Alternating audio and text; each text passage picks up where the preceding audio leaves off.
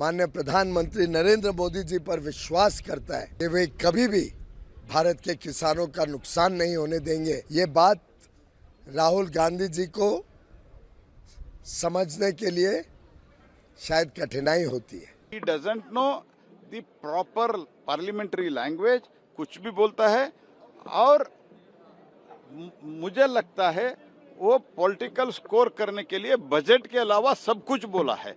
बिना समझते हुए वाइल्ड एलिगेशन करना एक जिम्मेदार अपोजिशन लीडर का ये पोजीशन का सम्मान भी नहीं करते, देश का सम्मान भी नहीं करते, रूल का सम्मान भी नहीं करते। झूठ बोलने के सिवा और कुछ नहीं करते।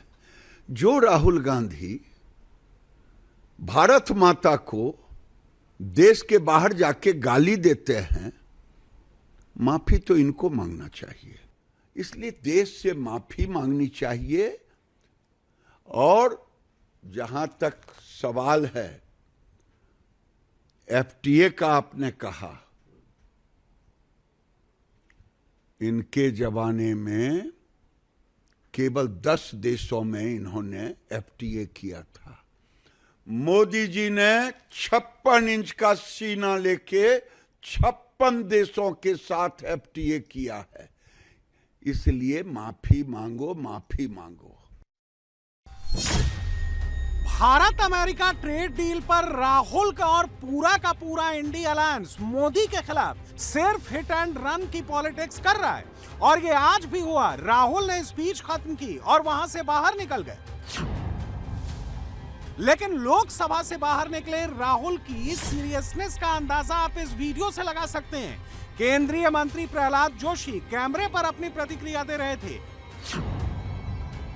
राहुल हंसी ठहाका लगाते हुए उनके पास पहुंचे। पहले हाथ आगे बढ़ाया, फिर हाथ पकड़ने की कोशिश की और कहा कि चलो साथ में मीडिया को रिएक्शन देते हैं।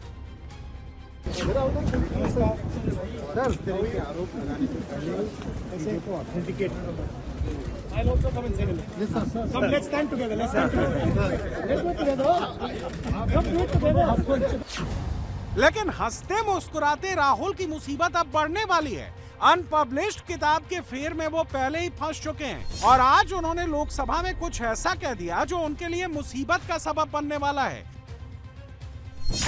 राहुल ने अपनी स्पीच के दौरान बिना ऑथेंटिकेट किए प्रधानमंत्री और मोदी सरकार के मंत्री का नाम एप्स्टीन फाइल से जोड़ दिया।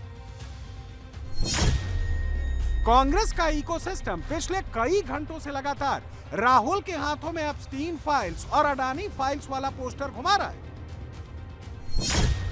देश के प्रधानमंत्री के ऐसे ऐसे पोस्टर्स बनाकर सोशल मीडिया पर वायरल करा रहा है।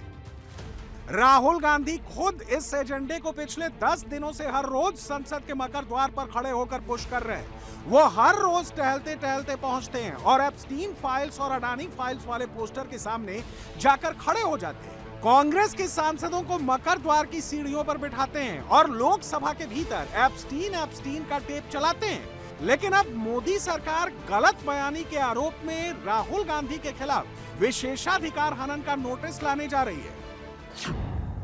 We are going to file a notice, privilege notice, against Sri Rahul Gandhi for misleading the House and also making baseless statement. देखिए, सबने सुना है राहुल गांधी जी ने बजट पे भाषण देते समय बिना तर्क, बिना कोई सबूत और बिना नोटिस दिए वो इल्ज़ाम लगा रहे हैं। आप जो इस हाउस में मेंबर नहीं है उसका नाम ले रहे हो और हरदीप सिंह पुरी एक कैबिनेट मिनिस्टर है, उसका नाम लेकर के बराबर आरोप लगाते रहे। चेयर से टोकने के बाद वो पहले बोलते हैं सॉरी, फिर नाम लेते हैं। खुद बोलते हैं राहुल गांधी कि ठीक है नाम नहीं लूँगा, रूल में नहीं तो नहीं लूँगा, फिर तुरंत नाम लेते हैं। कितना गैर जिम्मेदाराना काम करते हैं।